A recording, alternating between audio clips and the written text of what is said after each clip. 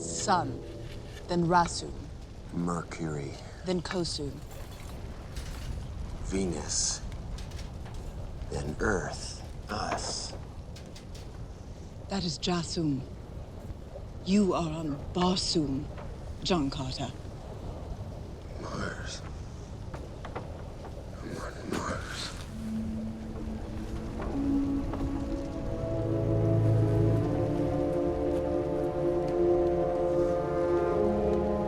Good God. I'm on Mars. So, now home is Jasum. And you came on one of your sailing ships across millions of carats of empty space? No. Not like that. Go on. Shock me. How? Lynn, I really enjoyed John Carter and your role as Dejah. One of the things that I read about in the production notes that interest me is that you said that there were a lot of parallels to contemporary society and what was going on in Mars. Can you talk about some of those things that you think were, parallel to real life? Yeah, this movie has so many layers. There's a sociological layer that's sort of suggested. And then there's the planetary layer, which I think is offered. Mm-hmm. And that is really your question, which is there is a parallel on some level to what happened to Mars. Is that what's happening to us? Mm-hmm. Even though this is fiction, but there's this level that's like, let's pay attention. Right. Then there's the sweeping love story that is only the beginning of the love story in reality. Right. And then what I think is most important after I saw the movie was the friendships that were created between species and the tolerance that you see that newfound tolerance within these people. That to me is one of the most important parts of the movie. Now, speaking about the relationships, it kind of takes the whole men from Mars, women from Venus thing to a whole, new level. How did you and Taylor develop your chemistry? Because it seemed like that was, really essential to the story, that he had to find love and kind of follow you to Mars. Yeah. Taylor and I have known each other for a long time and worked together before, and he's also worked with my husband before. So there was this safety net of knowing each other and being safe with each other. And just having that relaxation, then we could do anything. Right. Then it became intuitive. Right. And that's, I think, what people see, is that we're not thinking about it because we don't have to. Right. Because we're there, Now, I know there's all type of bride magazines and everything else, but you had this amazing wedding in helium, and you're wearing all these crystals and everything.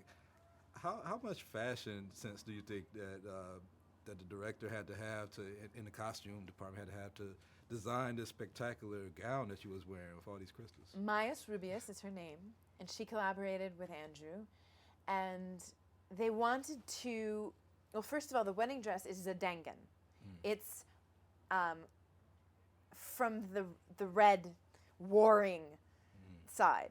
What you see Dejah in at the beginning is Helium Night, which is much more subdued, regal, and chic. Yeah. But then this Zadangan dress is actually so beautiful, the most beautiful costume in the movie. Right. And to wear it was, it was amazing. To wear the crown, to wear everything. It was so great. Fighting in it, interesting. You was Very kicking butt in interesting. it. Yeah. There's some it was interesting to do. She was like, John, stay back. I got this. I think the crown falling off constantly was also a part where I was like, I gotta fight. We gotta lose the crown. No, but they were beautiful, and all of the collaboration that went into this movie, you can really see the cohesiveness in the finished product, and that's, I think, super exciting for an audience. All right, and the last question. John Carter's character, Taylor's character, John Carter, kind of does a lot to leave his home in Virginia and the South to come to Mars. Do you think that people are more motivated by love or fear? What I would want to be true was that people are more motivated by love. But the opposite of love is fear. And unfortunately, I feel like in today's society, fear is winning that race. And it's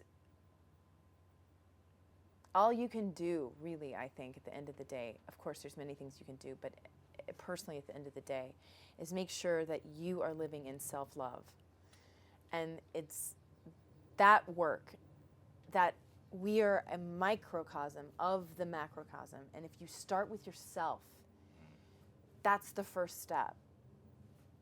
Well, thank you for your time. Thank you. Keep on watching your pictures as long as you're in them. Thank you. Nice meeting you. Nice meeting you. Thank you, everybody.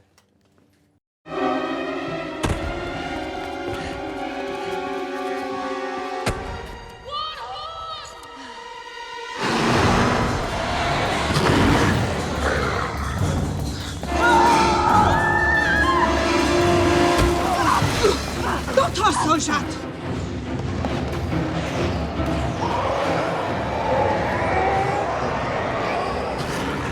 Pursue them to the Aeolian plain, then overtake them and capture the Red Woman alive. The one who jumps, let's see what he's capable of.